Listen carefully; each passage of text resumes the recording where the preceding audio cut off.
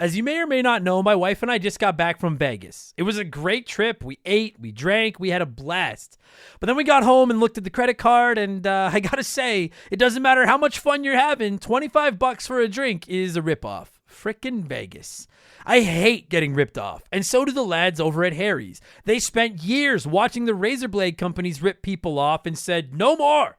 Not all heroes wear capes, my friends, and they want to prove that they're legit by offering you hot dogs a $13 trial set for just $3 at harrys.com/RTG. I've been telling you about them for months, and I'm genuinely proud to have Harry's as a sponsor of this show. I wasn't kidding. The plastic, futuristic-looking crap razors you get at the store are overpriced and they're poor quality. Harry's blades are crisp, clean, and classy. They're the kind of razor you'd expect your grandpa to have on his bathroom counter. And most importantly, they work. Shave after shave, they're so smooth, they're precise. I used to go through the crappy store blades all the time, but Harry's are built to last. And they're not just better quality than the other names, they're more affordable. And they deliver. Just set your schedule, and for as little as $2, new blades, shaving creams, lotions, everything you need, right to your door when you need it. I genuinely cannot think of a reason not to try Harry's.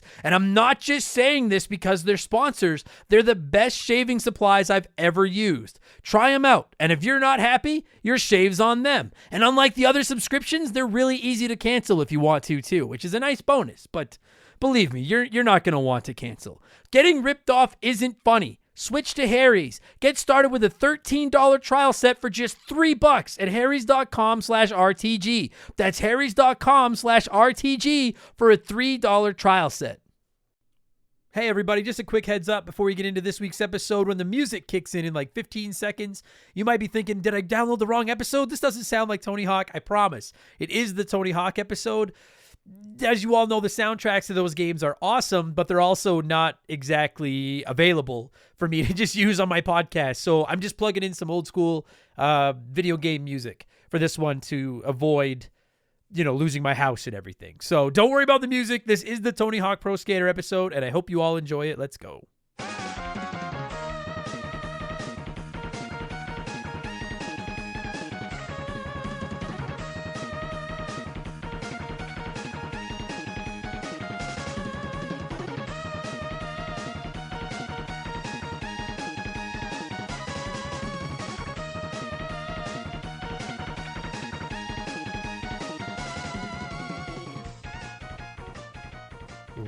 What's up, everybody? Welcome back to Remember the Game. It is my retro gaming podcast where every week a buddy of mine and I sit down and we geek out about the games we played back in the day. My name is Adam Blake. Thank you so much for listening to the show. And this week, it is episode 245, and it's one of our revisited episodes where we take another look at a game that we covered back in the infant days of Remember the Game. We started this tradition with Remember the Game number 105, where we took another look at Super Mario World, and we've done it with all the 5 episodes, 115, 125, 130, you understand. And it's not that I don't like the early episodes, it's just we didn't really know what we wanted the show to be then.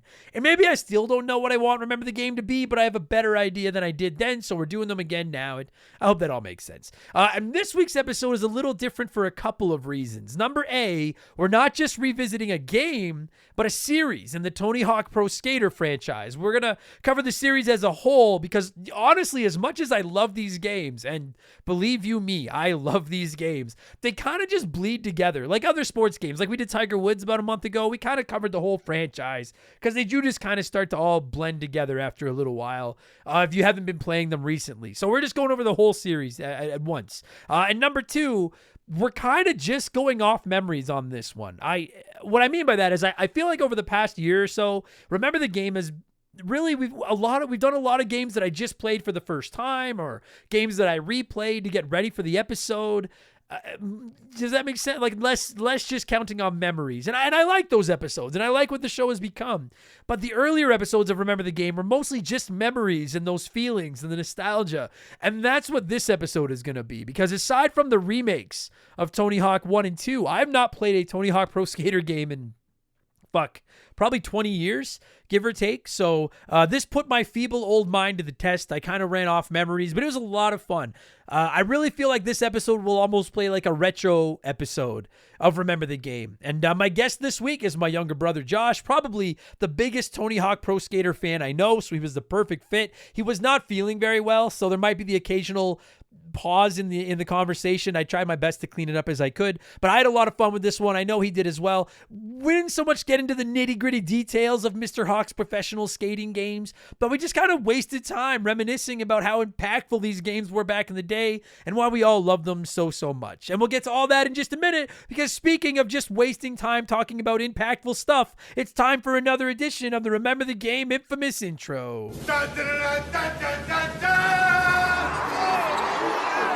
And if you're new to the podcast, welcome aboard. Consider this your warning. Our intros are kind of long, but they're fun. And really, like, what the fuck else are you going to do with your time? You're going to work? You're going to talk to your family? Forget all that. But seriously, if you do want to skip it, you just want Tony Hawk talk, go to about the 30-minute mark. You should hear some music, and we'll be rolling, all right? We'll get into it. I have to get my plugs out of the way. It's how we keep the bills on around here. We have merchandise. We have hoodies, t-shirts, coffee mugs, posters, all kinds of stuff.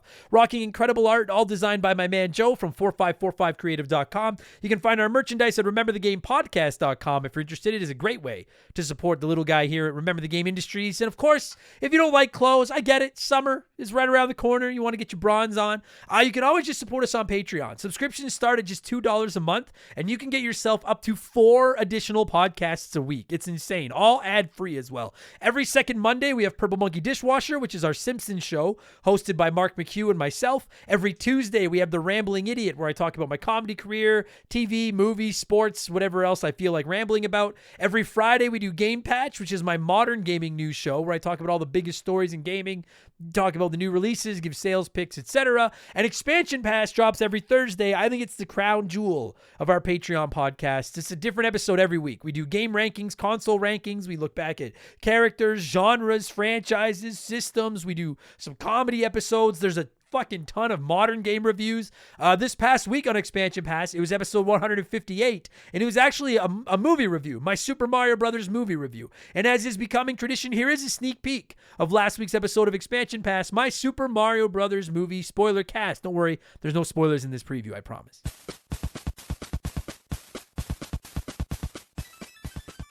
But without spoiling anything, like, of the 70 comments-ish we got, 60 were probably like, this movie was awesome, which is true, and you're right, but like, I can only read, this movie was awesome so many times. So I am going to read a few of your comments, but I saw all of them, and I'm glad you all enjoyed it as much as I did. Let's get into it. Let's kick things off. I fucking love this movie. I fucking loved this movie. It was everything I wanted it to be. And I remember saying this in the 90s. I watched the live action one, which we're going to get into a little bit toward the end. I watched the live action one just like everybody else. We reviewed it on Remember the Game if you want to go back and hear it. I still kind of have a soft spot in my heart for that movie, even though I don't think it's particularly good, because it was my Mario movie, and I was a Mario fan. I grew up loving Mario. I wanted a movie about him, and I was like, I guess this is the movie that we're getting. But this is the movie we wanted. This is everything we wanted that movie to be. And not everybody loved it. I understand that, but I have yet to see maybe 5 comments from people that love Mario that didn't love this movie.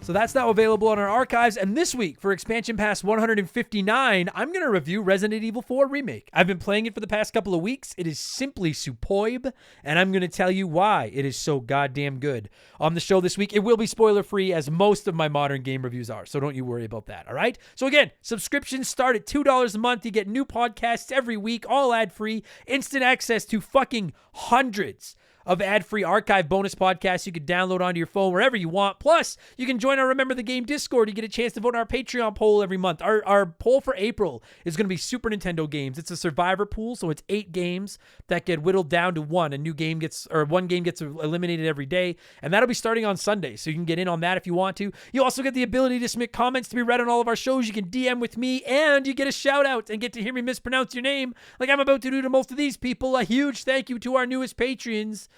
There's a lot of them this week. Thank you all very much.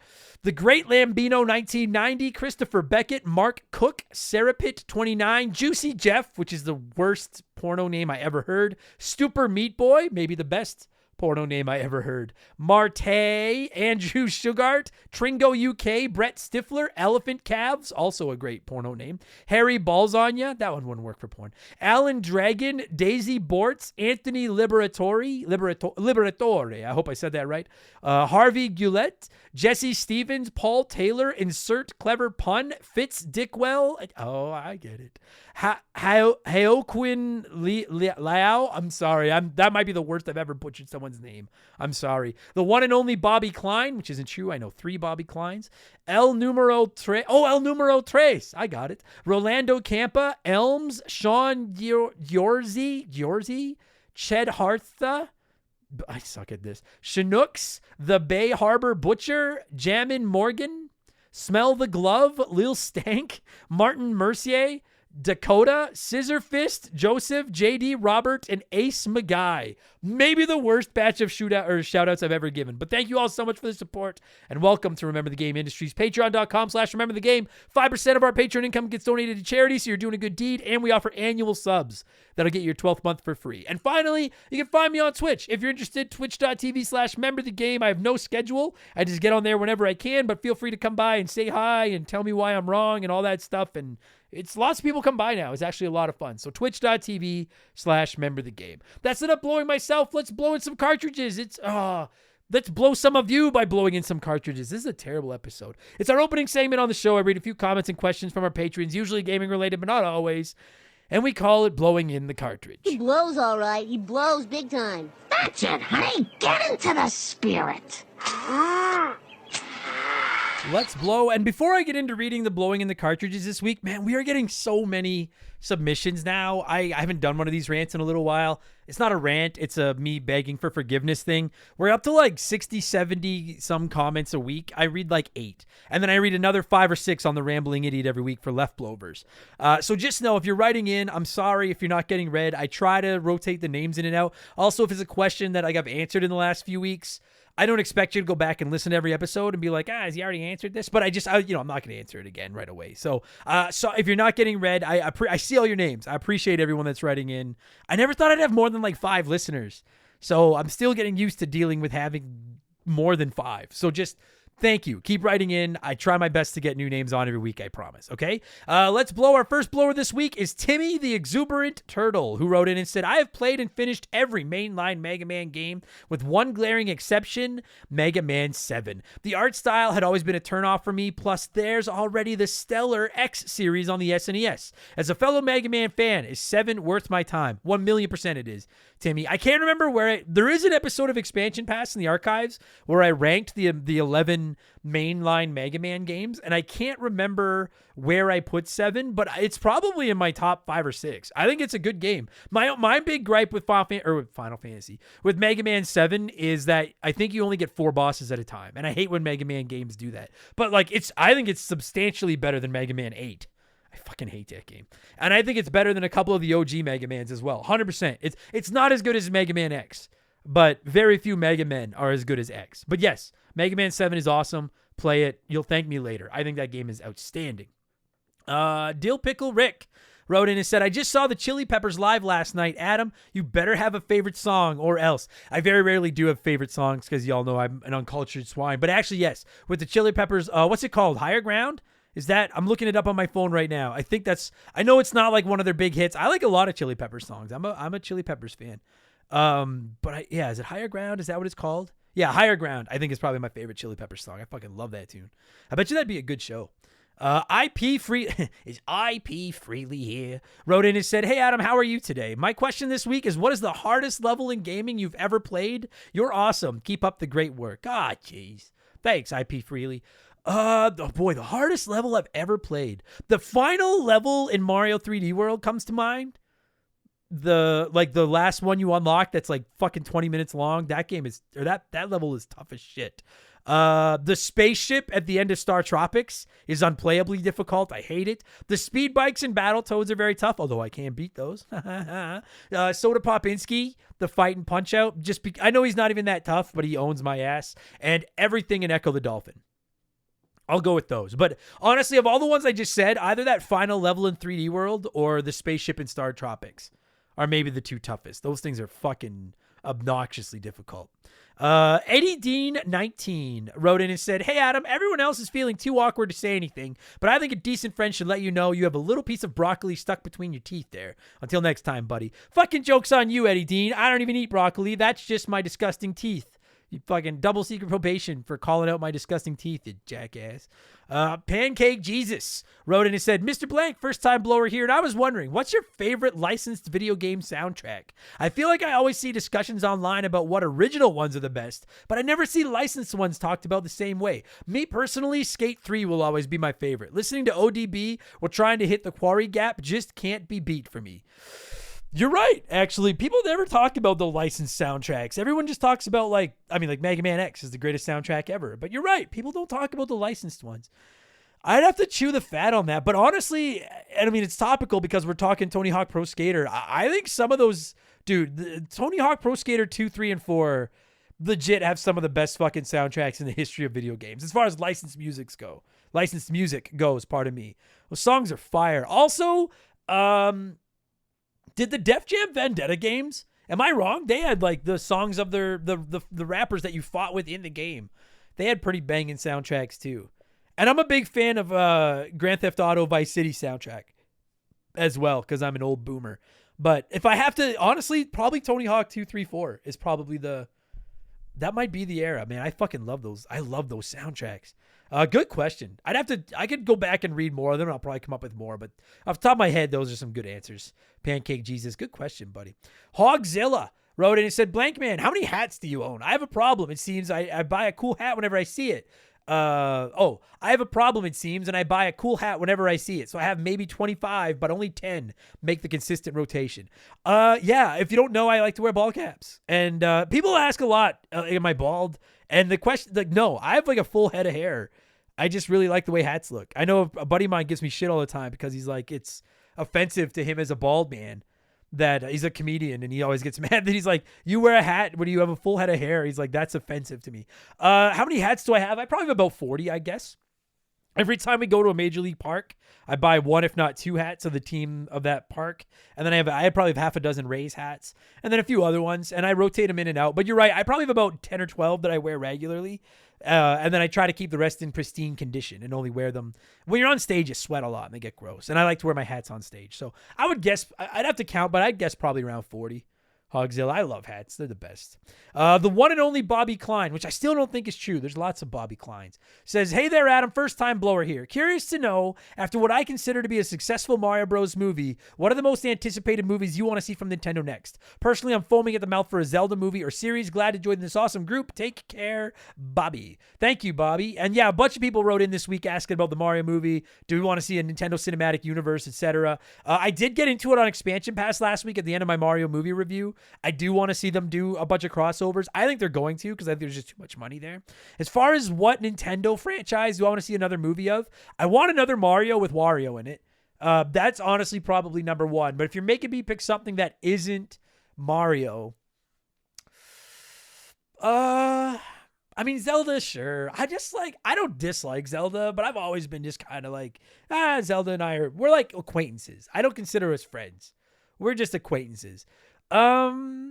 You know what? I don't think it's going to happen, but I want a Punch-Out movie. That would be, if I could pick one Nintendo franchise to make like a dope animated movie, it would be Punch-Out. And it would just be about Lil Mac and his fucking struggles to become from Kid Gorgeous to Kid, oh God, I'm blanking on the Simpsons quote. It's one of my favorite quotes. They used to call me Kid Gorgeous, and then it was Kid Presentable, and then Kid Gruesome, and finally Kid Mo. I think I nailed it. But anyway, yeah, I'd probably go with Punch-Out. But I think we'll get another Mario and we'll get Zelda next. And finally, before we move on, you know and I know, it's letter time. Oh, wait, and they said Donkey Kong. Well, I think it's been already like established we're getting a Donkey Kong movie, which I'm fine with. I like Seth Rogen. Haters gonna hate. All right, it's letter time. It's letter time. Tim Tierney wrote into us and said, "Hey, Adam, given the Horizon expansion comes out this week, I was wondering what your thoughts on expansions in general are. I appreciate that given the commitments to the podcast, it's hard to really commit to them, but if an expansion to a game you really enjoyed comes out, would you ever give it a go? Personally, I have to do a new game plus along alongside it so I can relearn the game's mechanics, since it's nearly impossible for me to just relearn on the fly after an extended time away. I did this with the first and excellent Horizon expansion as well as Ghost of Tsushima. Just curious if there's any you'd look at if your schedule allowed it. Appreciate the content as always, as the podcasts are always a highlight of my week. Well, thank you, Tim. It's very, very rare. I don't want to say never do New Game Plus or DLC, because on the very, very rare occasion I will. Last year with Nobody Saves the World, I was obsessed with that game and I played through it twice to 100% it. I just finished Resident Evil 4 Remake and I would like to do a New Game Plus run, but again, like you said, it's with the podcast, I feel an obligation to move on, so I don't really have time to go back. But it is incredibly rare that I will go back to an expansion. I played the Cuphead DLC. I play all the new tracks when they drop for Mario Kart. But even Nobody Saves the World, I loved it. I didn't buy the DLC though. Yeah, it's pretty rare. And the reason for that is, like, even before the podcast, I very, very rarely play DLC. And that's just, I want to play everything.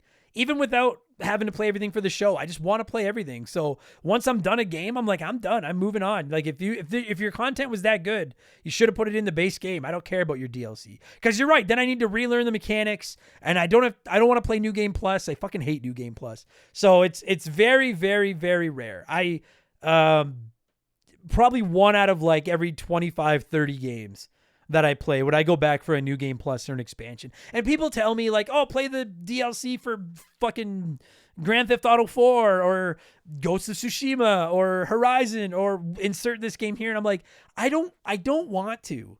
Like, even if it's really great, I'm not like dunking on anyone that does play it. If you play it, that's fucking awesome. But like, even if it's really good, I want to play something else. I'm like, I've had my fill. I'm ready to play something else now. So a game has to like get balls deep in me before I'll go back for a New Game Plus runner or to play its expansion. It's very, very rare. But anyway, thank you, Tim, for writing in as always. Thank you to everybody that wrote in as always. I appreciate y'all. And let's switch things up and get into our Smash Hit segment, the official game show of Remember the Game Industries. It is Play 1, Remake 1, Erase 1.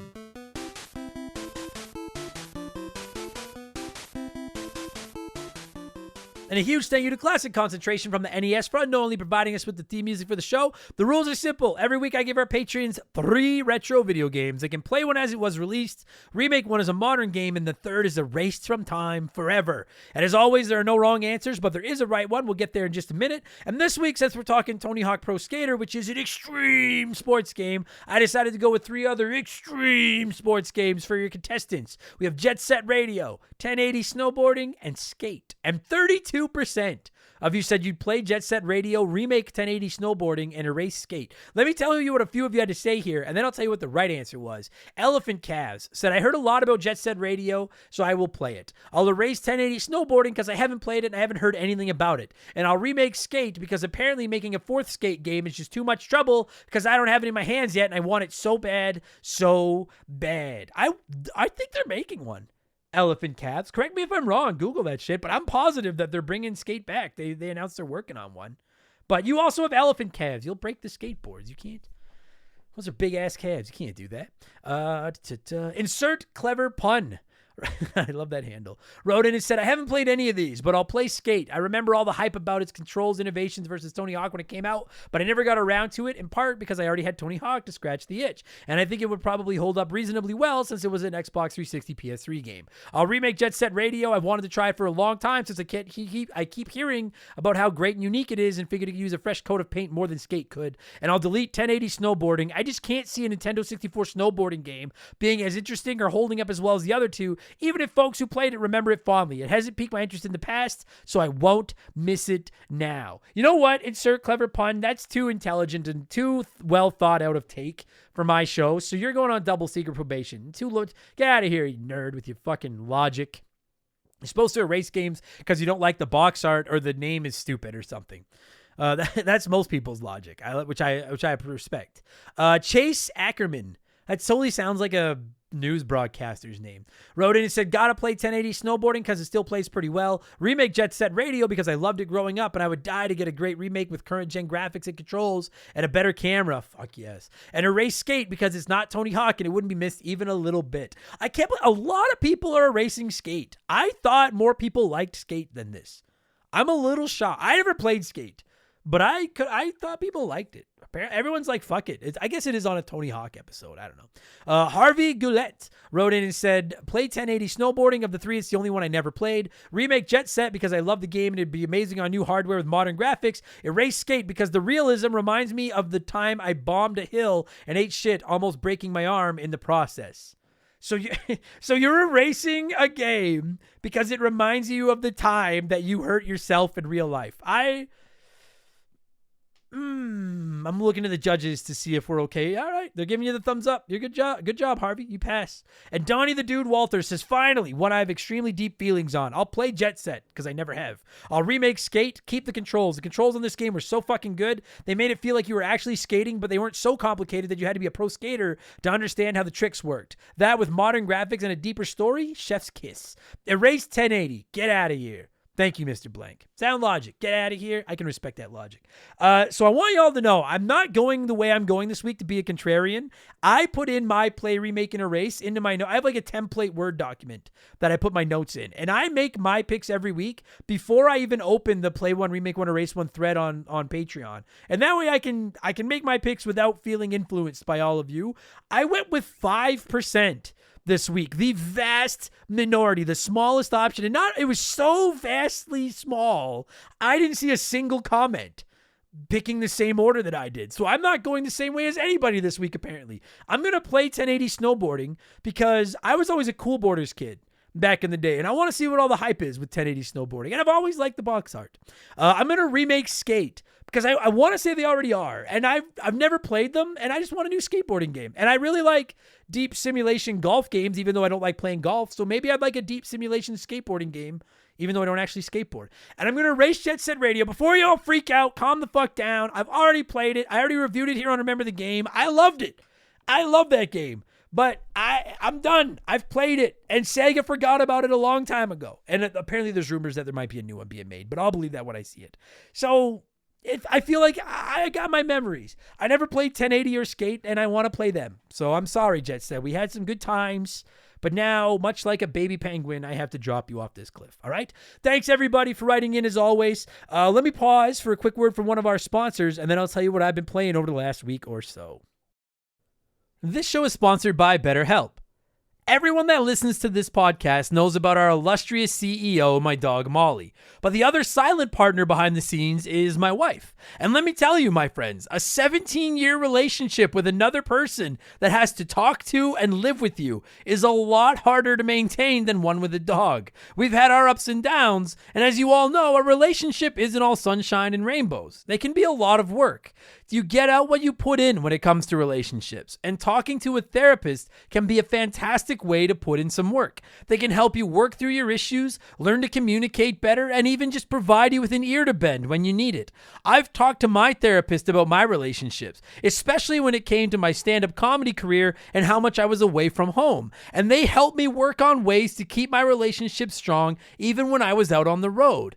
It turned out our relationship was actually better when I was out on the road, but that's a story for another day. And I know, right? Therapy. Who has the time these days? BetterHelp hears you, and they're making it easy. Fill out a quick form online, and they'll match you up with a therapist that suits your needs, and that'll work around your schedule. You pick the meet times, and you can get your therapy fix from anywhere, over video, phone, or just chat.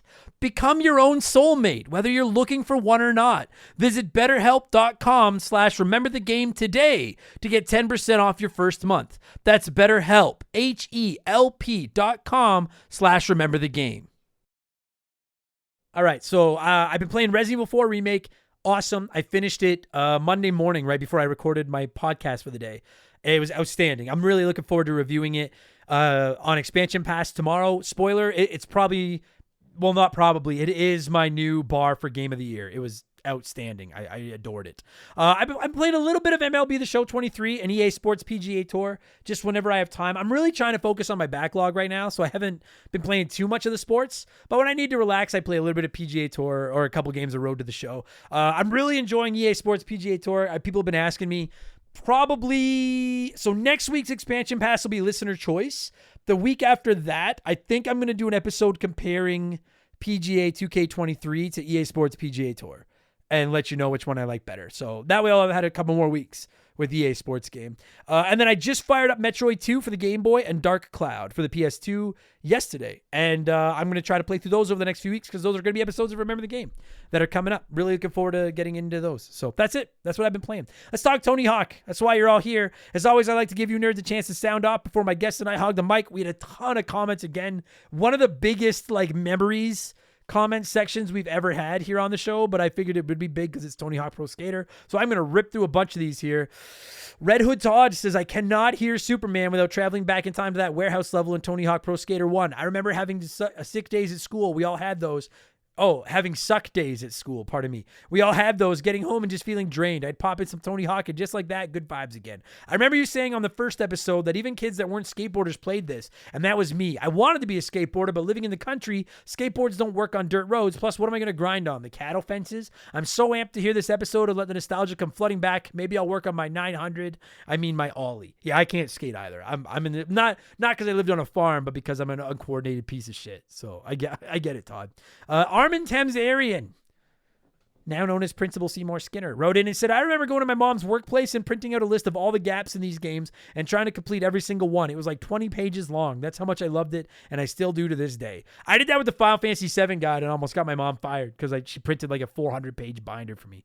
I love it. Dark Star Shady says Tony Hawk was a game/series I played for years, and in my family it almost acted like Tetris or Pac-Man in that everyone was playing it. My aunt, who really only liked Mrs. Pac-Man and a few older arcade types games, got really into playing it regularly as well. We're not even going to talk about the phase where I tried to start skating for a while. No, never do. I'm sure lots of people tried it, realized they suck, and went back to the game. That was why we had the games. Why go outside? Hobbs says, Tony Hawk Pro Skater is one of my favorite games of all time. I will never forget begging to rent a copy over and over again until my mom finally gave it to me on my birthday. The later games built upon the OG, but none were quite as memorable in my opinion. I can respect that. That's why I love Super Mario Brothers. You got to love where it started. And Andre says, I had so many good memories playing this game with your brother. I thought I was pretty good at this game, but when your family moved to town, me and your bro played together and he crushed me. This whole series was such a great thing. I have to say the best game in the series to me was American Wasteland. It was the open world skating game we all wanted. And that's something Josh and I get into. It feels like a lot of people's favorite games in this franchise is all over the map, which I think is just a testament to the staying power and how goddamn good the Tony Hawk Pro Skater games were. And it's time to talk about them. That's why you're here, right? Let's talk about the Tony Hawk Pro Skater games. I'm going to cue up some non-Tony Hawk Pro Skater music so I don't get sued into oblivion. There it is. I guess I could maybe get sued. I don't know, whatever. And when it stops, my brother Josh and I are going to take another look back at the iconic Tony Hawk Pro Skater series, which originally debuted in North America on the PS1 on September 29th of 1999. Enjoy the podcast, everybody. Let's go.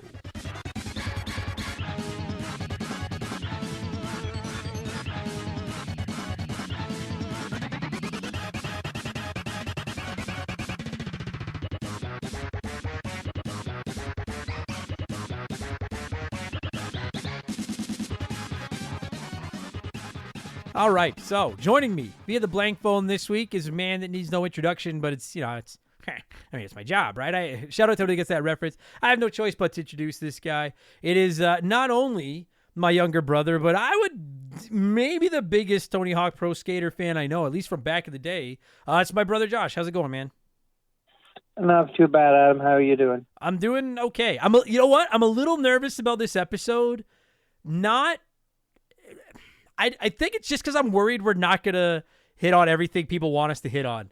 Like this, it's like talking about the Tony Hawk Pro Skater games is a big fucking undertaking here. This is not like some fly by night game no one's ever heard of. Like these are the fucking Tony Hawk games, and that's why I wanted you to be the guest on this revisited episode because I played a lot of like Tony Hawk Pro Skater 2, Pro Skater 3. I played 4. I think I was casual by the time Underground came out. That's when I was kind of started to check out. But you're 3 years younger than me, and I was getting to the point where I was going out drinking and not playing as many video games. Every time I came into your fucking room, you were playing these fucking games back in the day. Oh yeah, I was close to obsessed with them for quite a while. Yeah, I started skateboarding because of those games, but I sucked at skateboarding. Sure, but that's, you know what, and I want to get into that because to me that's part of what makes the Tony Hawk Pro Skater game so great. I said this a few weeks ago when we covered the Tiger Woods series. Games like these give people that can't golf or skateboard or whatever in real life a chance to still do it. And I think that's part of the reason they're so beloved is because it's like an escape almost. You know what I mean? Like you can skate with Tony Hawk and Bam, and I mean I don't know if you want to skate with Bam now, but you know what I mean, like those types of guys. Yeah, I know he's kind of gone downhill. Yeah, I don't want to I feel bad for that guy. He's in rough shape. Yeah, me too. But I want to kind of start with just I'm 39.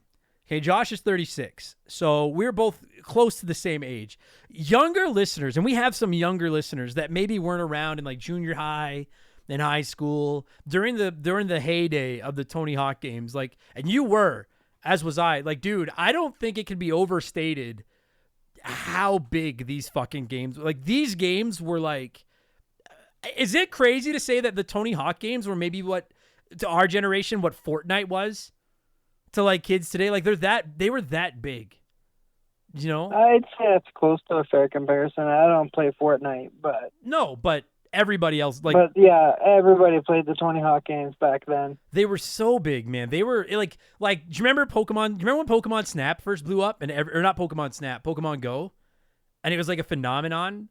That's almost what Tony Hawk was like back in the day. They were insane. Everybody played them. And you were in high school playing these games, as was I. These were some of the first games where it was cool to play them in high school. You know what I mean? I wasn't there for this yet, but one of your other guests, you have a lot, Andre. When we moved to Morinville, I guess the year before, there was a Tony Hawk 2 tournament at the school. A Tony Hawk Pro Skater 2 tournament at the high school? Yeah, and apparently Andre won it. And then we moved to Morinville. He told me that. I'm like, oh, let's play. And no offense to Andre, but I kicked the shit out of him. He knew I was going to tell that story. Yeah, he did. He actually told me that he thought he was good until he played against you, and then he was like, oh, never mind. But it was just it wasn't lots of people played video games. Lots of people grew up playing Mario and Sonic and the NHL games and the wrestling games and whatever game you grew up playing. But I really feel now gaming is cool. Everybody games. It's mainstream. You're not a loser if you play video games. It's just a normal thing. But back when Tony Hawk first came out, it kind of was still a nerdy hobby.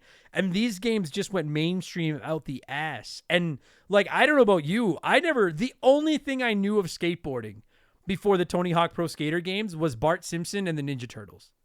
I knew nothing about skateboarding. And did you didn't know anything about skateboard before these? Yeah, very little. I knew who Tony Hawk was, but right. I wouldn't be able to pick him out in a picture. Right. Back then. I'm not going to we're not going to spend too much time talking about the history of skateboarding because I'm talking out of my ass. I don't know that much about it. But I don't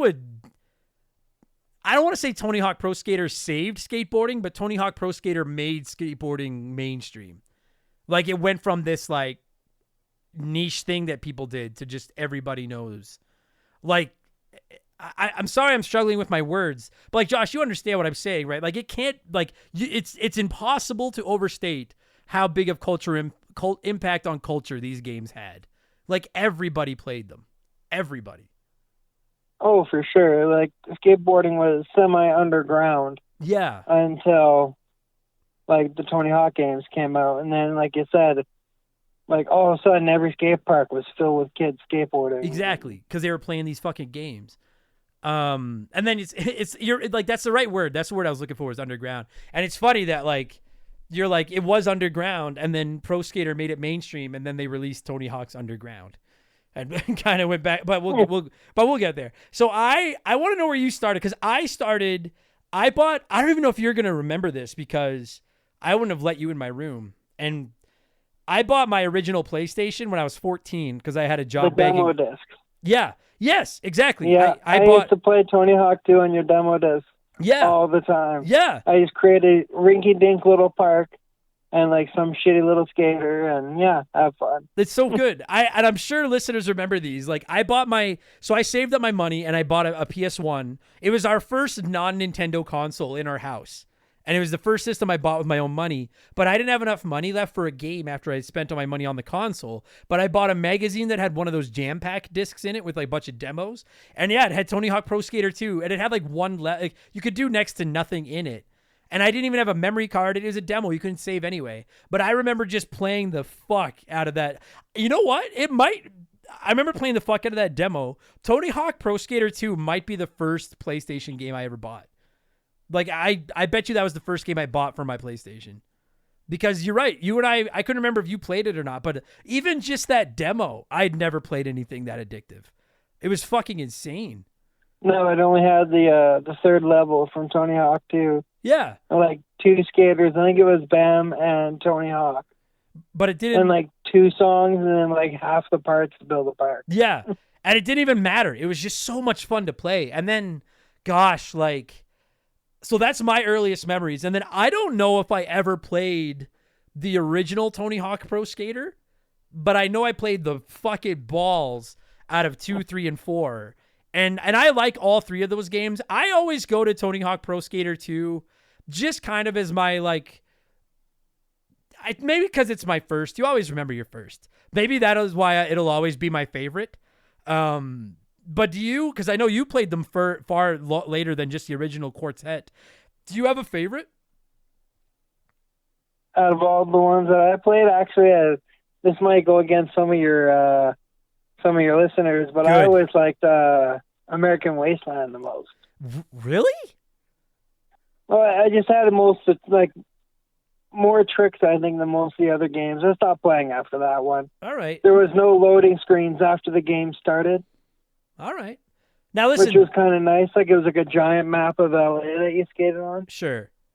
And I don't want anyone writing in pissed off. I don't think I played Wasteland. Was Wasteland, because what you played on PS2 probably? Yeah, PS2. Yeah. Was that the first one where you could get off the skateboard and walk? I don't remember. I think I stopped at that point. No, it wasn't the first. I think you could in Thug 2. I haven't played that one in quite a while, but Yeah, I'm pretty sure you Thug. could. I mean, someone's going to correct me if I'm wrong. Oh, I know yeah. it, but- And this is why we're just covering the whole series. Because, like, I don't know about you, but, like, outside of playing the remakes a little bit, which are fucking awesome, by the way, I haven't played a lot of Tony Hawk in a long time. So to try to just talk about one of these games, like, I'll be honest, especially lately on the podcast, there's been a lot of episodes where we're focusing on games that I just played or games that I just replayed for the show. That is not the case with these. Like, these, I'm going off memories. And these are memories from 2000, 2001, 2002. That's 23 fucking years ago. It's a long goddamn time, all right? All my hair was one color, and I didn't have boobs back then. Like, I was in a lot better shape, and it is a long time ago. So we're going off memory. But I do remember, like, yeah, because I remember when you started being able to get off, like, I want to say 4 was the last one that I really played. Was 4 one of them had that TNT intro. I think it was 4. That was 4, yeah. Yeah. TNT, yeah. That's the last one that I can vividly remember playing. I might have fucked around with some of them after that, but I vividly remember playing up to Tony Hawk Pro Skater 4. And dude, it was like, what was crazy about these games was that they were so easy to pick up. Like, if you went over to someone's house and you never played them, in 15 minutes you could be doing basic tricks and fucking around. But the level of skill that could go to, like, mastering them and piecing together these insane combos and stuff is almost unlimited. Like, yeah, me and Andre got to the point that we were able to do, like, sometimes, like, 1.5 million point combos. Right. Because you could do that thing, I can't remember what it's called, when you would, like, land a trick where you could balance on 2 wheels and, like, keep it going, like the combo. Manual. Yeah. See, that's why I had to have you on, because I don't know any of these fucking things. Kick flip the gnar or whatever the fuck it is. But yeah, like, and to me, that's what captures the, like, in some ways, I think these games are more brilliant than, like, the Tiger Woods games. And those are probably my 2 favorite sport game franchises ever. 2 of them anyways. Along with the game will be the show, but whatever. Is that, like, there was a cap to how creative you could get with Tiger Woods. Like, it just got to the point where, as much as I love those games, I was like, I'm shooting 40 under. I'm destroying courses. Like, I've mastered it. These games, you can always go for more. Like, it was unlimited, the amount you could do and the freedom. And it really did. like, I'm not trying to sound stupid. Like, it really did capture that essence of skateboarding and the freedom of get out there and do whatever the fuck you want. Sorry, everybody, some technical hiccups there. Yeah, I was just saying that, like, people judge games based on, not everybody, but some people judge their games now based on, like, how many hours do I get for my $50 or my $80 or whatever, which I've never been a big fan of judging games that way. If the game was fun, the game was fun. I don't care how long it was. I like shorter games. But these games, dude, back in that era, especially in an era where so many of us could only afford to buy, like, one new game a month, like, there was no better bang for your buck than the Tony Hawk Pro Skater games. Like, countless hours. Fucking insane.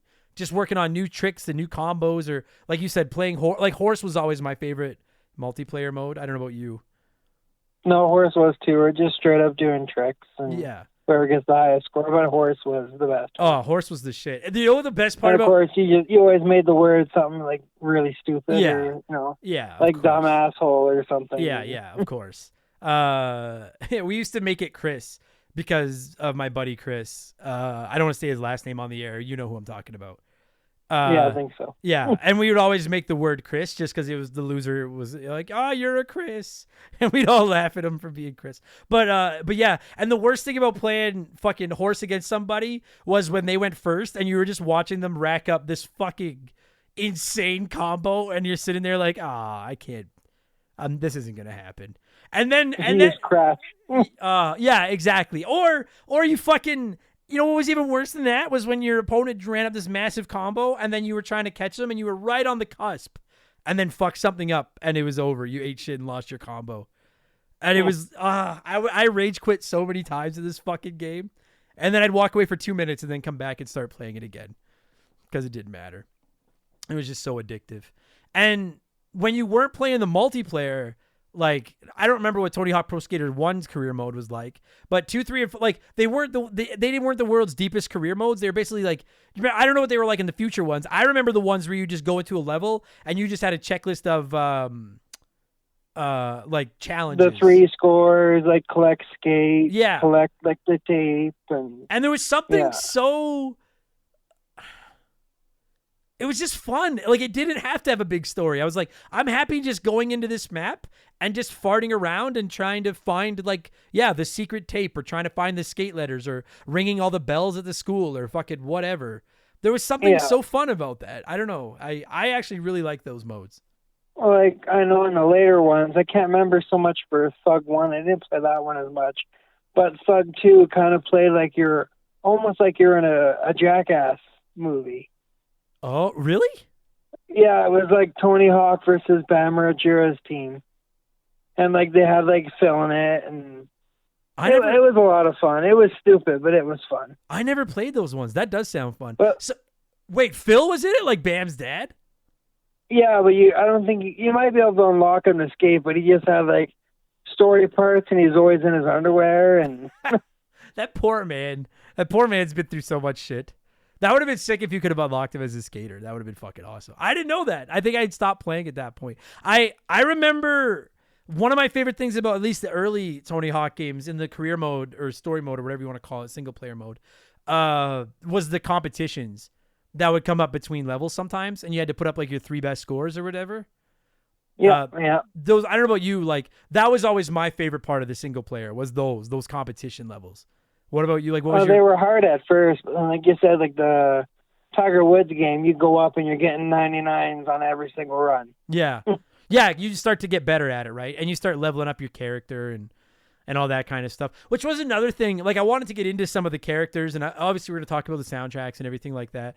A buddy of mine named Kevin Light is a comedian here in Edmonton. When I first started at comedy, when he would introduce me at open mics, he would be like, your next comedian looks like the base generic create-a skater from a Tony Hawk Pro Skater game. Because of the backwards hat and everything. He'd be like, it's Adam Blake. I don't know about you, but like, I'm embarrassed at how much time I would like spend on I've never been a clothes guy, but I would spend so much time just fucking around with like how my character looked and stuff in these games. Cause you could actually see how your character looked. It's not, I don't like the games where it's first person. Yeah. Or like a sports game where you design your face.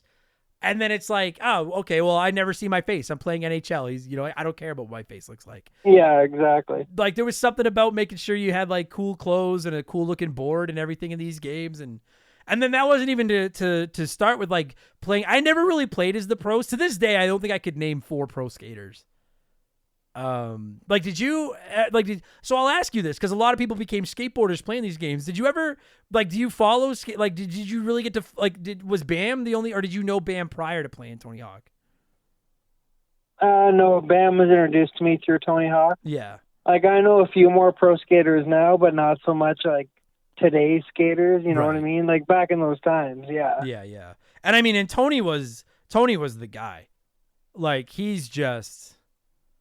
I don't want to say that he's like as recognizable as like a Michael Jordan or somebody because I don't know if that's true. But you know what? I bet you his name's not too far. He might be. His name might be. Like everybody knows the name Tony Hawk. He was just the right guy to put like, and I'll ask you that. Like if these games had just been called fucking, I don't know, Steve's Skateboarding 2000 or something. I don't think they sell as well. Like I think Tony Hawk was a big part of the reason they sold. Like that name was so iconic, Well, then like in a small sense, they kind of started doing that too. Like they came out with like Rodney Mullins, BMX, and right. Some guy snowboarding game. Oh yeah, Tiger Woods golf. Kelly Slater or whatever it was, the surfing game. Yeah, like I don't think NHL does that anymore. They just put some big player on the cover. Yeah, most of them just do that now. But you're right, yeah. And like this was an usher of, it was just like I don't feel like it was just a paid thing to put his name on there. I think you're right. I think Tiger Woods on the PGA Tour boxes and Tony Hawk, if it had just been called Pro Skater, it just wouldn't have worked. Tony Hawk had to be on there, like to just make them as special as they were. And I fucking love. I want to know what you think. I think one of my favorite things about these games was that there was like no damage meter. You could go into these levels and just do the stupidest shit. And if you fell, you could fall 5 stories and land on your head and then just get up, put your board down and take off again. And I Oh, exactly. Right. And I liked that. I want to know what you think. I always felt like I'm not a skateboarder. I can barely stand on a skateboard, but like the skateboarding felt fairly realistic, but then they would ratchet down the realism in the areas that would confine you, like fall damage and stuff. And so they're like, when you're on the board, you're doing semi-realistic tricks, but then you could also fuck around and do whatever you want. Like, does that make sense? Like, I thought it was like the perfect combination of realism and fantasy at the same time. If that, I hope I'm saying that right. No, I get what you're saying. I mean, like, some of the tricks you could go up in the air and do were obviously unrealistic as hell. Sure. Because you could do like 8 tricks in one jump. But yeah. But like that, yeah. And I mean, and like you were like until you could. That was to bring in the fun value, so you could do it all. Otherwise, it's like go up and do a flip trick and then come all the way back down. Like yeah, it wouldn't be that much fun. Totally. If they had been like, I never played the skate games. Did you? Once for like 20 minutes. They were better for crashing. That was their big part. They were what? Like when you crashed in the skate games, your character like ragdolled. Oh, so it looked pretty funny. Okay. My understanding is they were a little bit more hardcore, like a little bit deeper, like more complex controls and stuff. Yeah, like I think that. so.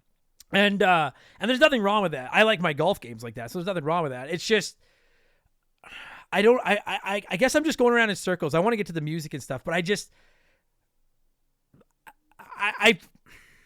think these games are borderline brilliant, like the original Tony Hawk games, because they found a way to take this sport that looks cool, make a video game cool when video games weren't that cool, make it accessible to everybody without making it too easy, where it was super easy and anybody, like, if you could put up a 1,000,000-point combo or something, like, that was impressive, like it wasn't super easy to do, but anyone could learn to play it. And I guess the point I'm trying to make is, you know how hard it is to make a game with the freedom that a Tony Hawk Pro Skater game is, will also make it get completely accessible to everybody? Like, does that make sense? Like, that's not an easy balance. No, it's really not. Like you were saying earlier, it's like, it's an easy game to learn, but hard to master. It's brilliant. I truly think they're brilliant video games. And we haven't even gotten into stuff like the soundtracks and things, but just the the skate. soundtracks were epic. Oh my God. Yes. Like just the, like there wasn't even much of a career mode. Like I'm thinking of Tony Hawk Pro Skater 2. And it was basically just like, go to this level, look for all these things. And then when you've found all of them, then you move on to the next level. And it was like, that should be boring, but it isn't. It's so much fun because there's literally an endless number of ways to get to these things and to fuck around and to find new places and to not punish me for getting up onto the roof of this building and falling off and like this kid should be dead. But they're like, no, just get on your board and keep going. It's fine. Like that was what, like the gnarly falls were half of the fun of the game was watching your friends fall on their fucking faces and just getting up and skating away. It was fucking like grinding on a goddamn electrical wire across a fucking alley where you're like, like that wire can't hold me, but it doesn't matter. It was, I don't know. And you fall and get hit by like a fucking taxi. Yeah. And then just get up and get back on your board and take off again. It was just, I don't know, man. I've been torn on what to do with this episode because I'm like, all I'm going to do is sit here and just fanboy gush all over these games. But if by some fluke you're listening to these and you've never played them, like I'm begging you, don't play. Where do you think it got bad? After Wasteland, you think? Yeah, like I had the next one after Wasteland, which was, I believe was Project 8. Okay. And then and I couldn't even get into that one. And then they put out that Tony Hawk Ride where you actually had like a skateboard controller that you stood on. Yeah. I remember me telling Mom to get you that for Christmas or something. Was it even remotely good? I never used it. I found it ridiculously like sensitive, like to do an ollie, like just everything you did, like you tried doing an ollie and all of a sudden your character's trying to do a backflip. Oh yeah. Because like you tilted it a hair too far. Right. It's tough because like I'm looking at the release history of the Tony Hawk games right now, and these were annual releases for a long time. Like 1999, 2000, 2001, 2002, 2003, 2004, 2005, 2006, 2007, and then Ride was 2009, Shred was 2010, and then Tony Hawk Pro Skater 5 was 2015. So like these were annualized games for a long time. And that's a tough thing to do. And a lot of people dunk on like sports franchises that are annualized now and how they got old. And I do think that's a problem that they run into. It doesn't matter if it's Tony Hawk, golf, basketball, hockey, like any sports game, wrestling that's annualized. After a while, people start to get bored of the formula and then you need to change it up a little bit. But when you change it up, you end up running the risk of everybody being like, this sucks, go back to what made it great to begin with. Well, that's like Tony Hawk did that. Like 1, 2, 3, and 4 all played relatively the same. Yeah, they were the same and then, game. Like I said, excuse me. And then we hit like Thug 2. It changed the whole storyline premise. Like I said, you could get off your board. Right. And then American Wasteland. Well, that one was just completely different. Yeah. Yeah, it was tough because like you're right. Like Tony Hawk Pro Skater 2, 3, and 4. Were 1999, 2000, 2001, and 2002. That's my high school era. I know you were just getting into high school then. I was just finishing high school then. And like those games, we didn't even care that it was the same game with some new skateboarders and new levels and a better soundtrack. That's all we wanted was new levels and a new soundtrack. Like if these games were releasing today, they could just release Tony Hawk Pro Skater and then just sell I know people are going to groan at it, but like you could just sell DLC and be like, buy new soundtracks, buy new levels, buy a new skater. And you know, like that's basically what we were paying for every year, but it was awesome. And you mentioned how epic the soundtracks were, and I want to get to that in just a minute, but we need to keep the bills on around here. So we're going to pause, ladies and gentlemen, for just a quick word from one of our sponsors. All right. If we did not talk about the soundtracks of these games, we would be doing this franchise a great, great disservice. The problem I have with covering these, this is the second episode we've dedicated to the Tony Hawk games, and the tricky thing is figuring out what music to put in the episode, because these soundtracks are bangers, but it was all like licensed. It's not like I had like video game music or anything. I'll ask you this. You and I have grown up playing very different video games. I know you're a big GTA guy, and they have some epic soundtracks as well. On the whole, Josh, is Tony Hawk Pro Skater got the best soundtracks in gaming history as far as licensed music goes, not original music, because I think they might. I think so. They definitely have the most variety, that's for sure. There were I have songs that like, oh my God. I don't know about you, but like I have songs that I hear, and as soon as I hear them, I just think of Tony Hawk Pro Skater. Oh yeah, I have a lot of songs that I've like downloaded that I just got from those games. Yeah, like it introduced you to like new like the number one song I think of when I think of the Tony Hawk Pro Skater soundtracks is Worlds Collide. That's the number one. Oh, yeah, like yeah. when I hear that, I'm like, that's, you know what I mean? Like that's the first thing that pops into my mind. Is there a song that you can remember from these games that really jumps off the page at you? I'm having a hard time thinking of I know the I'm putting you damn on the title of spot it right now. I know I'm putting you right on the spot, but I think it's just Break On Through to the Other Side, Yeah. song. I don't know if that's the actual yeah. title of it. Yeah. But that was in, I believe, Thug 2. Okay. And yeah, as soon as I hear that, I just immediately think of that game. Yeah.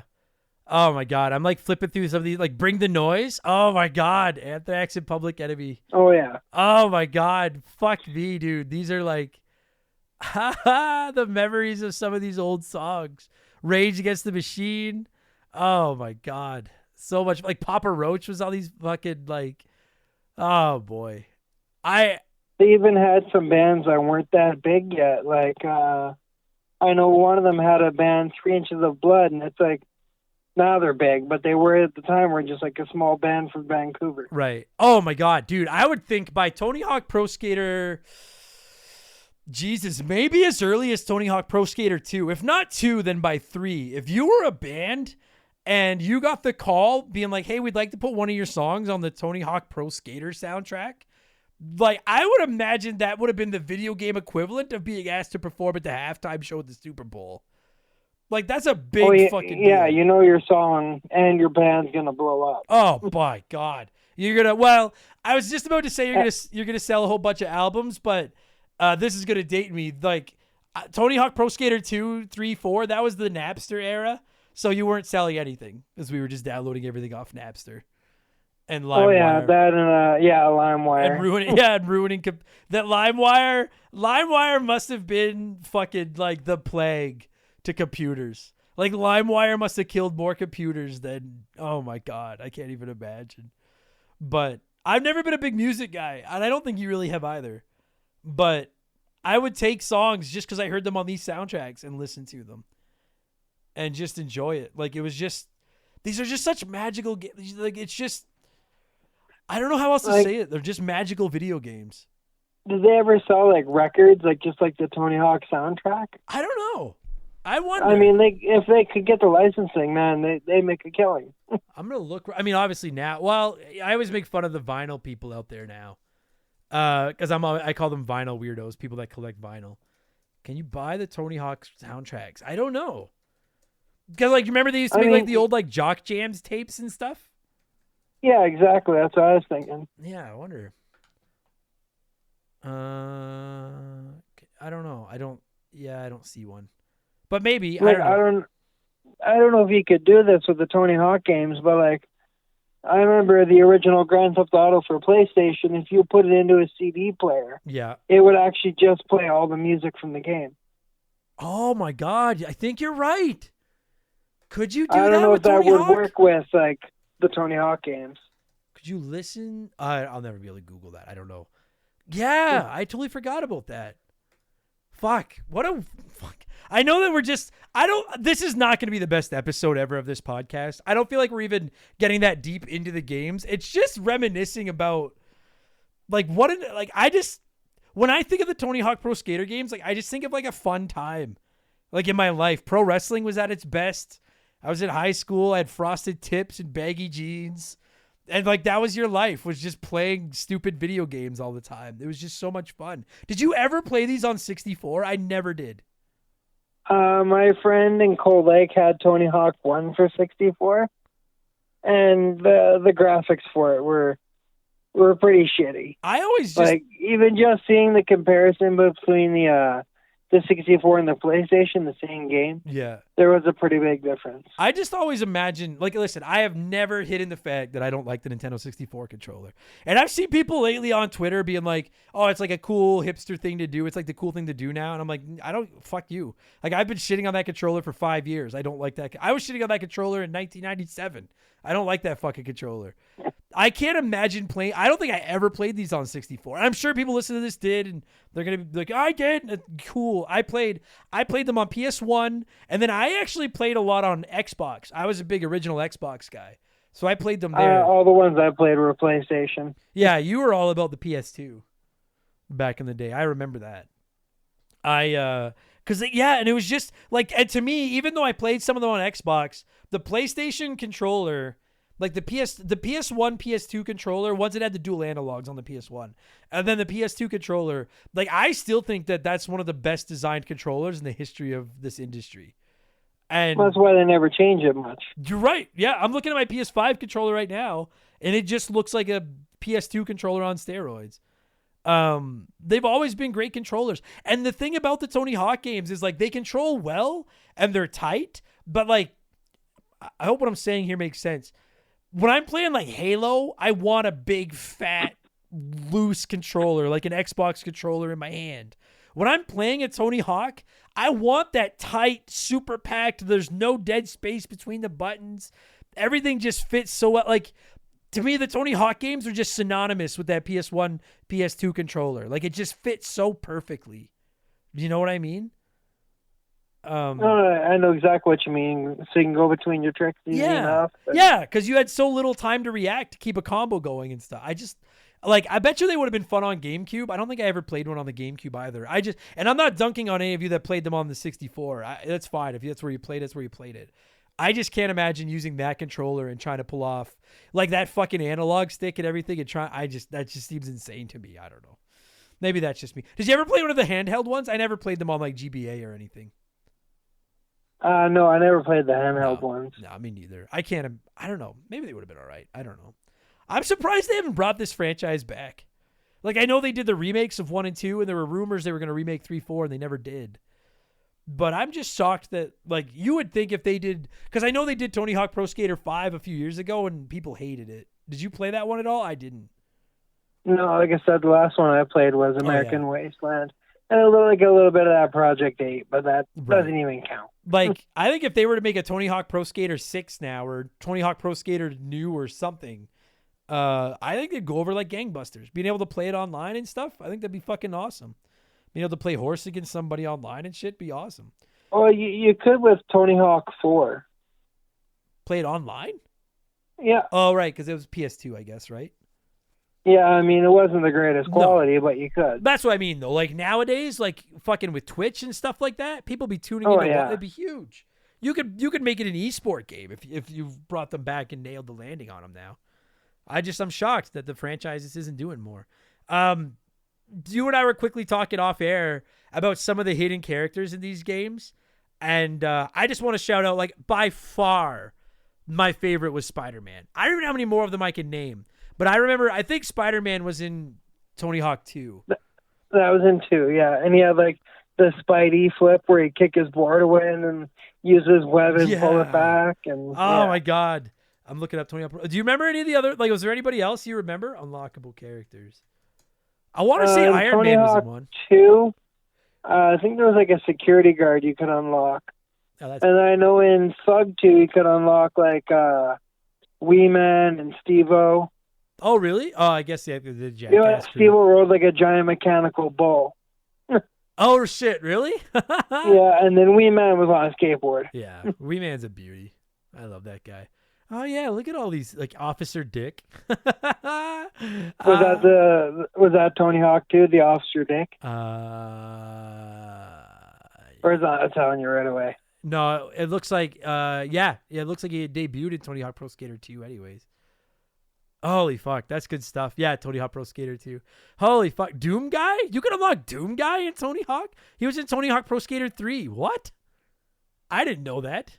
No, I didn't know that one either. Like, two Thug 2 and Wasteland were the ones that I played the ever-living shit out of. Yeah. Iron Man? Yeah, you could get Iron Man. That's fucking rad. Wolverine was in Tony Hawk Pro Skater 3. Like these, I'm telling you, like if you weren't around in this era, you don't understand how big of deal this is. Like these were big fucking games back then. That's huge.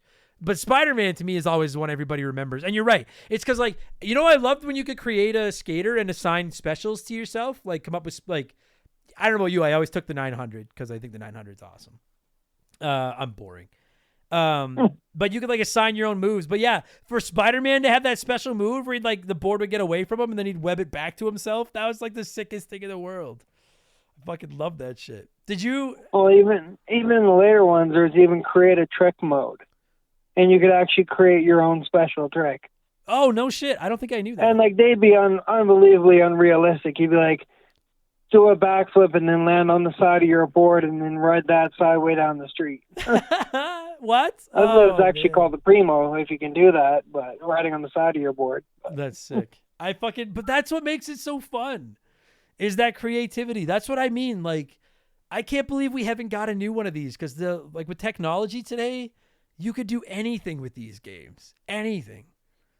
Oh my God, that's sick. I wanted to ask you if there's a couple particular, I can't remember which games they were in. Again, I'm sorry, everybody. I know this isn't the most succinct episode. I just wanted this to be a geek out about games that we loved playing back in the day. I feel like this is more of an old school episode of Remember the Game than the new ones where I'm replaying games before we review them. Are there any levels that stand out to you? Because I can think of 2 or 3 that stand out to me that I fondly remember. Oh, from Thug 2, I think the one that everybody loved the most was probably the school. Okay, yeah. Because it had like the drop of doom and all that. I always loved New York as well in Tony Hawk 2, because that was the one where you get like hit by cabs and like they'd scream out like, "You motherfucker, you're pissing me off," with the big car horn honks to censor it. And and like when you get to Thug 2, it's the same thing, but you're going all around the world. Right. And Spain was always one of my favorite, along with New Orleans. I didn't know you could go to Spain. I don't think I played Thug 2. I can't remember that. I don't think I played Thug 2. Like I say, it was like a Jackass episode, pretty much. I remember, I can't remember the particular games they're from, so I'm sorry, everybody, if you're mad at me for not knowing the games. But I remember there was one where you were at like a beach and you were like going up and down buildings and like along like the path and you could see the beach behind you. Or there was sand Probably everywhere. Venice Beach and Tony Hawk 2. Yeah, maybe that's what it is. Because I remember there being sand everywhere. And I remember really liking that episode or that level. I want to say it's Tony Hawk Pro Skater 4. The first level, you're at like a fucking like a lighthouse. And it's like you can climb up. Maybe it's not 4, but it's like on the coast. And you can like climb up this thing and there's this giant empty pool. And you could get up and like rail slide around the lighthouse at if you could build up enough speed to get all the way up there. Does that sound familiar to you? I can see it in my head. It does, but I think the first level in 4, I think, was a university. Okay, then maybe I'm thinking of a different one. There was Alcatraz in 4 that might have had. Yeah, that's the one. Alcatraz. Ah, fucking sick. Oh Alcatraz my God. was a lot of fun. That's such a great fucking level. That is exactly the one I was trying to fucking remember. Oh my God. Fuck, I love these. Like, everybody, I'm sorry. I know this is just an all over the place episode. But sometimes, yes, Alcatraz, California. That's the exact level. Oh, this one had the zoo, too. Maybe Tony Hawk Pro Skater 4 is my favorite. Fucking, maybe this is... It is definitely up there. I mean, 2 is on my list just because it was the one that got it started. Oh, yeah. I think 2 is... 4 is definitely up there, too. Yeah, I think... I'm sure, like, it's tough. It's like arguing what the best Pokemon is. I think a lot of people are like, it's the one I grew up with is my favorite one or whatever. But like, in my opinion, Tony Hawk Pro Skater 2 is the most iconic. I'm not saying it's the best one in the franchise, but I think it's the most iconic. I think like Tony Hawk Pro Skater 1 laid the groundwork, and then Tony Hawk Pro Skater 2 is when it really went mainstream. Maybe that's just me. I don't know. No, that sounds about right. Like, I don't remember anything of the original, but by Tony Hawk Pro Skater 2, they're like, we had figured out what we wanted to. Maybe it's because the original one came out and people were like, this is pretty good. And then Tony Hawk Pro Skater 2, they probably marketed the fuck out of it. That's why we all knew about it. It was in, like you say, those demo discs you got in fucking magazines and stuff. It was everywhere. Like, that'll always be the one although I am sitting here right now looking at the level lineup of Tony Hawk Pro Skater 4 and being like, maybe this one's my favorite. I don't fucking know. I want to play one of these again. I haven't played these games in forever. Fuck, they're good. I used to play Wasteland probably about once every year or two. Like, just play through it. Yeah, because it actually had a really good like storyline campaign. Like, you were like a new skater to LA, and as soon as you got off the bus, you got your ass kicked. Oh, really? So then you had to get your stuff back, and then help out the local skate store, and then try to work on becoming a pro, and like join a gang and all this other stuff. That's rad. Like, I like, like, I mean, obviously, you know, maybe that misses the mark after a while, but I like that stuff. I'm like, you need to put a little bit of meat on the bone. It doesn't have to just be like, and I'm not complaining because I really liked those levels where there was no story. You just went to an area and you'd have like that notebook sheet of paper with all your challenges on it, and you just went through and like crossed off challenges. I found that what's that? I was going to say they kind of kept that in the later ones too, because like you could play story mode or classic mode. Oh. And then classic mode would give you each little area of the city with 10 challenges. With challenges. I like that because to me it was almost like therapeutic, you know? And I have so many memories of like playing the PS1 and turning the game down and like listening to Blink and Offspring and like when I think of Final Fantasy VII, I think of Offspring's Americana album because I listened to it so many times playing through Final Fantasy VII. But with the Tony Hawk game, you were weird for that. I couldn't do that. I had to listen to the game. No. You could just turn on music and turn the game off. Yeah, you're weird. No, yeah, you're right. I did, and like, but with the Tony Hawk games, you didn't have to. It was like I want to listen to this game, and it was like I like that there's no cutscenes, there's no story to remember. I just listen to this awesome music and just fart around on the skateboard and do stupid shit. And sometimes you'd play for real and try to go for the challenges and try to clean stuff up. And at other times you'd just be like, I want to see if I can kill this kid and just see how far you can make him fall and find new. And like, dude, it was just like the number of ways you could get creative and find new ways to get on top of buildings. And as you got better at like wall grinding, I don't know what it's called. Wall riding. Wall ride. Yeah. Like as you got better at that and you could get higher up with it and shit like that. And special video games, man. Special video games. Like I said, shit was hidden everywhere. Everywhere. Like a lot of games back then, especially, kind of like punished you for exploring. Like, oh, you can't go there. You know, Tony Hawk would be like, holy crap, you got all the way up here, here's $50. Yeah. Like, it was just, and like, I don't like collectathon. Like, I've always said I don't care for Donkey Kong 64 because there's a lot of to do in that game. Like, there's a lot of hours, but you're just running around collecting everything you can fucking find. And I thought it got tedious. There was something about these games where it was like, oh, I'm getting bored of looking for these collectibles. Well, then I'm just going to go do some tricks. Oh, I'm bored of that. Well, I'll play 2-player now and play some horse with my friend. I'm bored of that. I'll design a park. I'm bored of that. Like, there was just so like, fuck, man. I say it all the time, Josh. I don't know if you've ever, I'll be like, I'm not throwing you under the bus. I don't know if you've ever actually listened to an episode of this dumb show. If you haven't, it's okay. I don't know if you have. Have you ever listened to this show? No, I've listened to a few, not a lot. That's fine. It sucks. I don't blame you. It's fine. But I say it like old games where you can tell that like they really went above and beyond to deliver a great experience to the gamers. They stand the test of time. People remember those games with the extra layer of polish and the extra layer of like, dude, we played so many shit games, like so many bad Simpsons games and TV-based games and like there were so many bad video games. So when one was really, really good, that shit stands out. And even in 2023 and 2033 and 2043, people will be talking about those games as the crown jewels of the eras.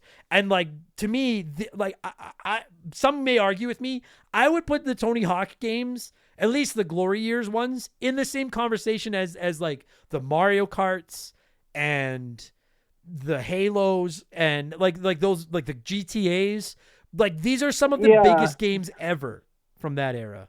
Ever. Like, I know people are going to disagree with that, but like, I would say like almost like Tony Hawk 2 for the PlayStation was kind of like GoldenEye for the 64. Yeah, yes. 1,000,000%.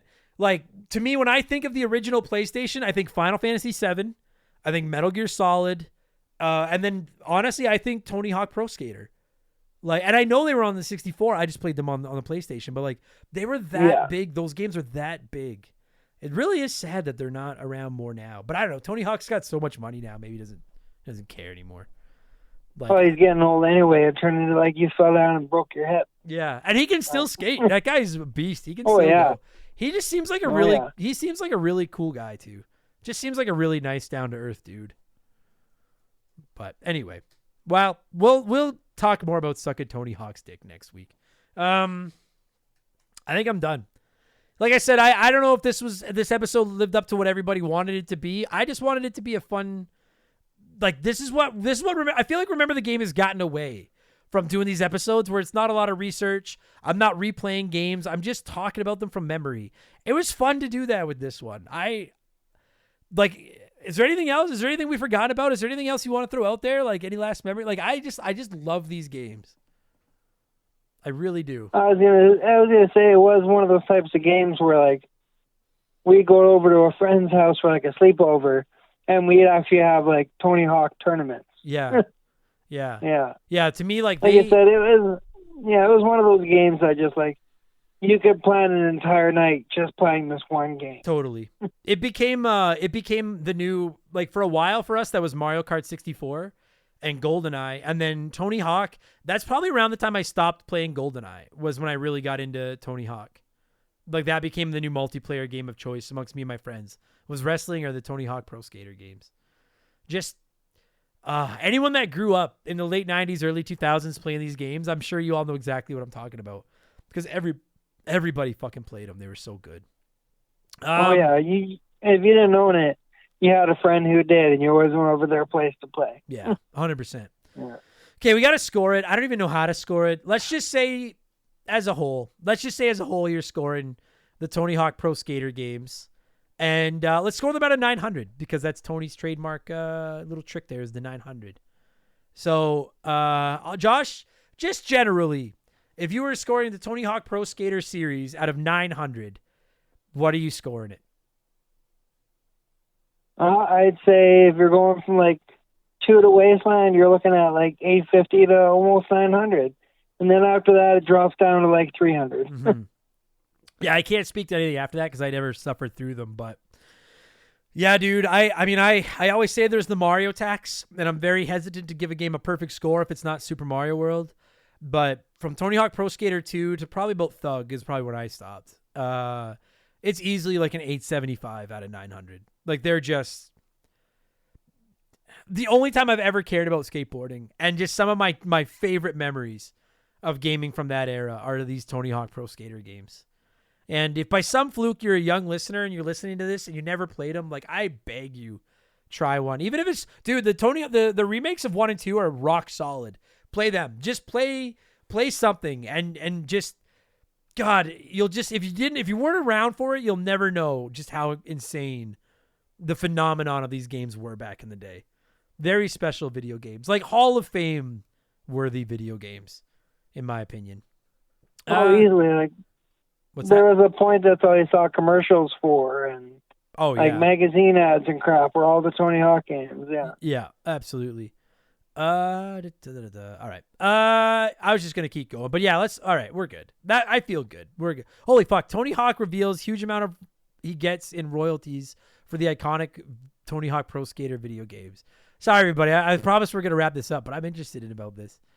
I never thought that people who are really into games would get into skateboarding because skateboarding wasn't that popular. Hawk told the host of this is an interview on Indy100.com. It was bigger than I ever imagined. The fact that we got a sequel was a huge shock to me. However, the biggest shock came when Tony Hawk received his royalty check.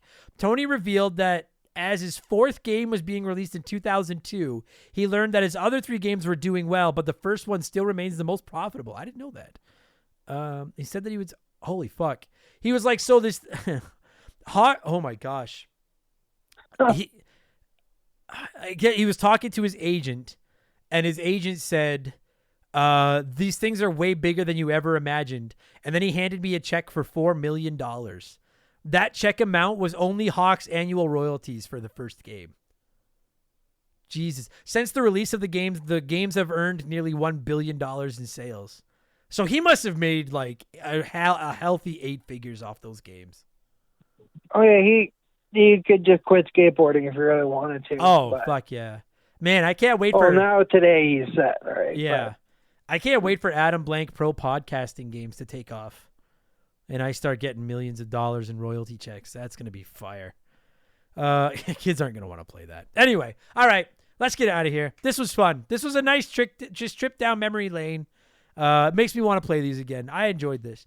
Josh, as always, thank you for coming on the show and talking stupid old video games that we used to play with me. And thank you for confirming that I did, in fact, let you in my room to play original PlayStation, because I wasn't sure I did, because I'm kind of a douche. So I'm glad to hear I did. I know I would wait till you went out quite a bit and did it. Yeah, you would have too, you little fucker. All right, well, good shit. I can't beat you up because you're bigger than me. All right.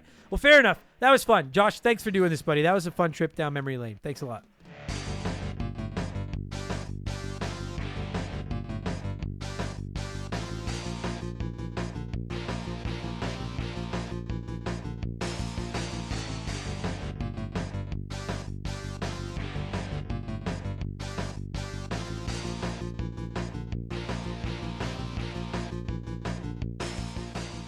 And that's going to do it for this week's episode. Josh, thank you so much for battling through. Because, yeah, he was feeling like shit. And he battled through to give me a call and talk Tony Hawk Pro Skater. I appreciate it. And every single one of you nerds listening to this right now, whether it was your first Remember the Game or your 245th, thank you so much for the support. I very much appreciate it. And if you want to do a good deed for the day, how about you just take 5 seconds to go to your podcast service and leave us a good review, huh? The 5 stars. I don't really know what they accomplished, but if all the other podcasters are going to do it, I'm going to ask for that. We've had a rash makes it sound like a bad thing, but we've had a rush, I guess, of good reviews lately. And it's just turned me on a little bit. And y'all want me to be turned on, right? So just leave us a good review. Turn me on. I'd appreciate it. And if you want more of these, I got you covered. We have literally hundreds of bonus podcasts with up to 4 extras waiting for you every single week, ad-free, ready to download onto your phone and just listen to at your heart's content at patreon.com/rememberthegame. Subscriptions start at $2 a month. And yeah, we donate some of it to charity. You get lots of podcasts, plus all the other perks y'all know about. It's probably the best deal in the history of the universe. Somebody brought up the other day that I could probably get away with raising my prices over there a little bit.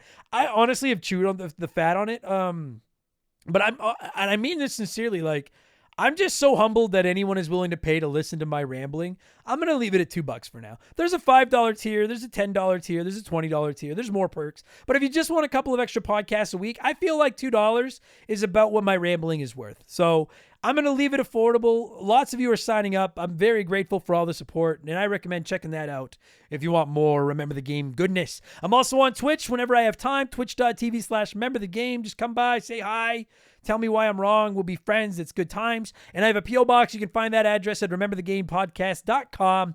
Just send me a postcard, a letter, just something little. Tell me where you're listening. I'll write back. We'll be friends. It's good times. All right, that's it. I'm going to thank some patrons and get out of here. Yeah, that's all my shout outs. I will be back tomorrow for our Patreons with Expansion Pass, which will be my Resident Evil 4 remake review. I'll be back on Friday with Game Patch, where we'll talk about all the biggest news in the world of video games. And I'll be back a week from this very moment with Remember the Game 246, where we'll be talking Golden Axe for the Sega Genesis / vastly inferior named Mega Drive. All right, take it easy, everybody. I'm thanks some patrons and leave. I'll talk to you on the next one. Cheers. So long. Goodbye. Remember the Game is brought to you by our Patreons. I could not puke up all the content I churn out every week without all of your support. The following people are at the senior executive vice president level or higher at patreon.com/rememberthegame, and as such, I'm contractually obligated to thank them as quickly as possible. So a huge thank you to Makeshift Mallow, Magic Money, Joe Buck, Sharonic, Andre, The Keegs, James Clark, Dave McGee, Dan of DNA Gaming, Slick Rick, Doug Doran, Chris Fleury, Andrew Wright, Jordan, Fraser Burns, Angry Ticks, Dave Thompson, No One Cares, Scott Brooks, Aaron Lawson, Nathan Tremblay, A-Town, Morgan, Zane Donovan, Ryan Kinchin, Mike Maloney, G9PSX, Mercury 869, Wolfgang, Darren, Sam Wright, Andy Hudson, Doogie, Wolf Magic 21, Johnny CCDC, Joel LeBlanc, Squints, Titan 420, Zonko 504, Russell Aldridge, Jeff Bergeron, Captain N, OT Plays Games, Daniel, Tunable Power, John Woodruff, Ruff, Randy Barrage, Just a Fish, Poop Q, Super Dad Bros Podcast, Gonzalo, Holmes, Zach Shepard, Ballsack Teabagger, Chris Dickin, Frosty Feet 492, Triple Chugger 22, Elijah Burns, Stephen Parnell, Jean Ray Pram, Ray Sen Tonga, Zach Coiner, DBXJ, Jameer Williams, Steve Dalk, Justin Vissers, Mizuru, Jacob Adams, Phil Lencher, Joe the Sandman, Ruben Elizald, Eric James, Jake Carter, Thomas Childs, Biddy, Laces Out Dan, Beaver Boy, C-Spin, Thomas Smith, Leroy Westrich, Evolva, Sean Ramos, DB Cooper, Stud Still Smash, Gabe, Dan Fulselman, Fuzzy99, Decoy Man, a dude named Adam, John Jameson, Wyatt the Surgeon who's not a surgeon, Roe, Blaine the Hoagie Man who's not a hoagie man, Scary Terry, Bucky the Beagle Herder, Antonio Echeverria, Hagel Waffle, High Plains Drifter, Esteban Navarro, K-Atch, Timothy, Joe Stone, Chris Williams, Oroku Saki's Gardner, Nicole Aldana, Cody Richardson, General Fury, Them Boys on the Roof, Max Lagroom, current Remember the Game Hall of Famer Mark McHugh, James One Francesco, John of the Adult Children Podcast, Matt Hamilton, Daniel DeVore, Jugs and Bad, okay, Sam Carpenter, Donnie the Dude Walter, Nerdy Hybrid, The Fletchman? Is it the Fletchman or the Fletchman? I don't know. Colin Bollinger, Sleeper Hit, Joey Mercury, Squeak Nuts, Isaias, Timmy the Exuberant Turtle, Brian Neese, Christian Gabriel, Maverick Marty, Musty Beetle, Bud Lightyear, John M. Watkins, Timothy Sabrinsky, Beef Dingleberry, Michael Barjudina, Hitchy Poo, Arctic Vision, Pulma Simp, Mark But Not McHugh, Trevor McKee, Burt Macklin, Quiet Place Queen, Cam Nelly 23, Zamatos, Chris Lovin, Oh My God It Froze, Bobby Litton, Brandon DeZeba, Kia Pup, Knife Goes In, Guts Come Out, Works For Me, Heman Demon, Dakota Guy, Alexander Camps, Pizza Dude's Got 30 Seconds, Ryan Perry, Alex R, It's the Bigfoot, Graham, Lucas Valadez, Ichi Natsuru, Mr. Papa Giorgio, Solomon Soto, Darth Skywalter, Denton Van Zandt, Postman, West Gen, Nick Creature, Adam Martinette, NAFE, Dr. Nightmare 23, Kevin Monroe, Shorzy, Because 19, Digital Dave, Lord Longrod Von Hugendom II, Frosty Bear, Max Sandin, Sour Goat Face, Alex Ramos, Faded Sufferance, Tristan Anderson, Benjamin Atkins, Robbie DLC, Ryan Maurice, Mellow Yellow 8787, B Money, Hired Goons, who? Brandon Helmheckle, The Fiend, Ryan Colton, It's OG, Tyler Bauer, Fallen Snow Kiku, Dill Pickle Rick, E-Man Trucker, Mark Sneed, That One Kid Josh, Raging Irish, Atriu Wormwood, Agent Booty Pants, Shoeboxers, Wildcard, Adam Blank still hasn't reviewed Mario Galaxy, Jay Callahan, Robbie Air, Sabin, Brian Richmond, Devilish Saint, Blobby Rogers, Super Nintendo Chalmers, Glue Scappin, Bula, No Games, No Beer, Make CJ something something, Matt Zeus, Buy Me Bone Storm, Plow King, Caesar, Pekin Hat, Philip Mamoof with farts, Liquor Like Luigi, this is tough, Robothan Dick Whittles, Cody Thompson, Preston Dylan Tourette, Elephant Cav, Shane Johnson, and Scissor Fist. Ah, yes. Thanks a lot for the support, everybody. Appreciate you. Purple Monkey Dishwasher.